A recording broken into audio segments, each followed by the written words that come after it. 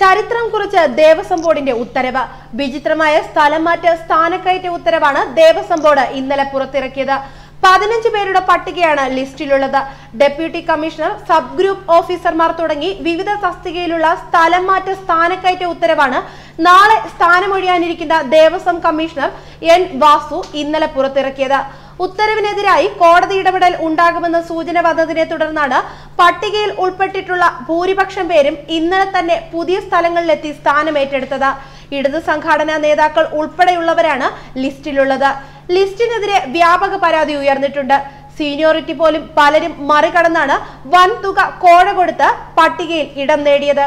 1992 ബാച്ചുകാരെ കൂടാതെ 2002 സർവീസിൽ കയറിയ ദേവസ്വം എംപ്ലോയീസ് കോൺഫെഡറേഷൻ സ്ഥാന കമ്മിറ്റി അംഗവും ഇന്നലെ സ്ഥാനക്കയറ്റത്തിന് നൽകിയിട്ടുണ്ട്.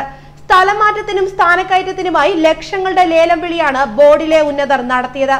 MV Alka, Veena V Nair, N Kunjimon, N Ajayakumaran Unni, CP Mithra, S Krishnakumar, Haridas, B Karthikeyan Nair, S Ambika, S Anilkumar, TN Prakash, TK Sathyajith, B Shajimon, K Vijayan Elayath, K Rajesh Senan, S Sankaran Namboothiri, KG Radhakrishnan Nair എന്നിവരാണ് ഇന്നലത്തെ ഉത്തരവിൽ ഇടം നേടിയവർ. നാളെ കമ്മീഷണർ സ്ഥാനത്തു നിന്നും വിരമിക്കുന്നതിന് മുമ്പാണ് അടിയന്തരമായി പുതിയ ലിസ്റ്റ് പുറത്തിറക്കിയിരിക്കുന്നത്. ന്യൂസ് ഡെസ്ക് മലയാളി വാർത്ത.